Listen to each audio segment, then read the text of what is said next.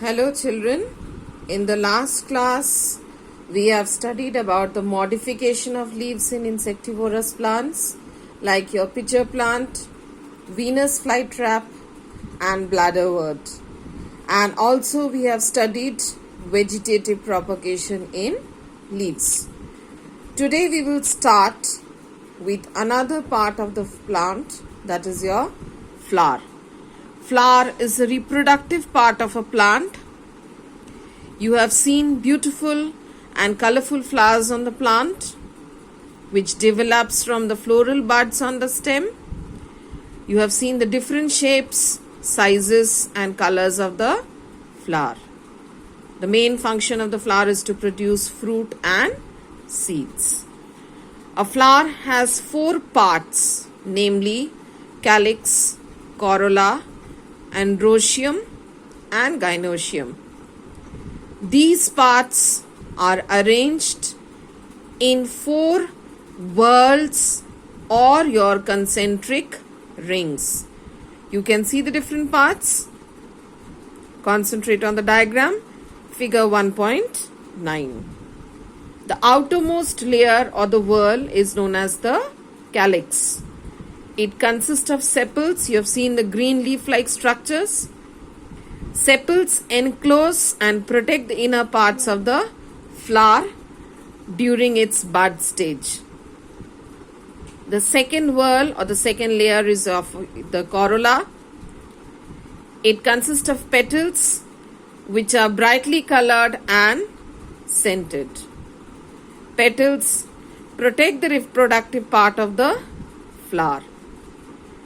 They also attract insects like bees and butterflies, which help in pollination. The next innermost part is your androecium and the gynoecium. You can see figure 1.10 and 1.11. Androecium is the third whorl or the third layer, which is made up of the male reproductive part of the flower. It consists of stamen. You can see the structure of the stamen. A stamen has 2 parts. The narrow stalk, known as the filament. Bilobed structure called the anther. Inside the anther we have the pollen grains. Pollen grains contain the male reproductive cells which take part in your fertilization. You can see the gynoecium, innermost whorl or the innermost layer. It is the female reproductive part of the flower. It consists of carpels or pistils. A carpel has 3 parts. The swollen base of the carpel is called the ovary. It contains ovules which have egg-like, which are actually the egg-like structure. Female reproductive cells are present inside the ovules. The tube-like structure arising from the ovary is known as the style. You can see the style, and the upper expanded part on top of the style, you can see the stigma.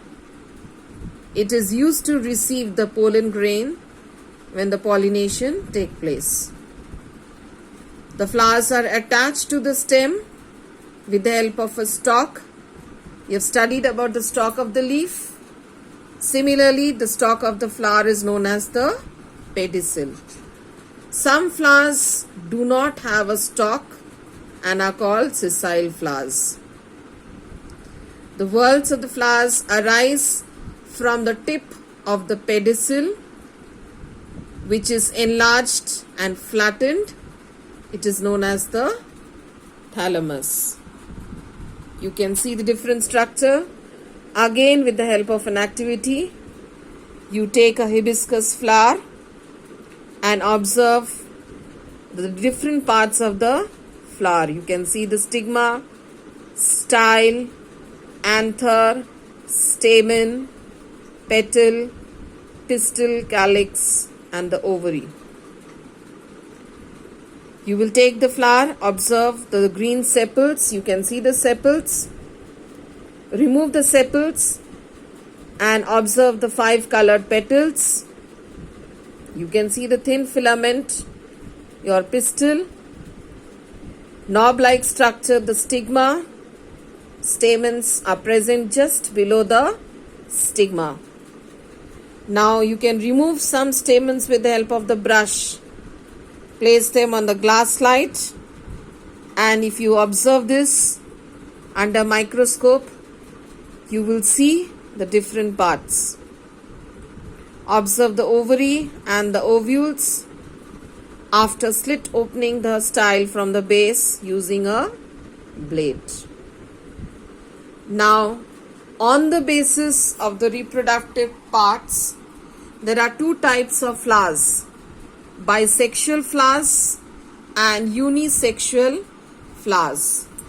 Bisexual flowers have both male and female reproductive parts, like your lily, rose and hibiscus.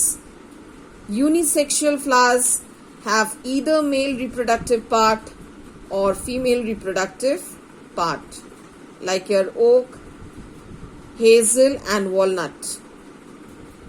On the basis of the number of the whorls, 2 types of flowers we have: complete flowers that have all the 4 whorls, like your tulips, hibiscus.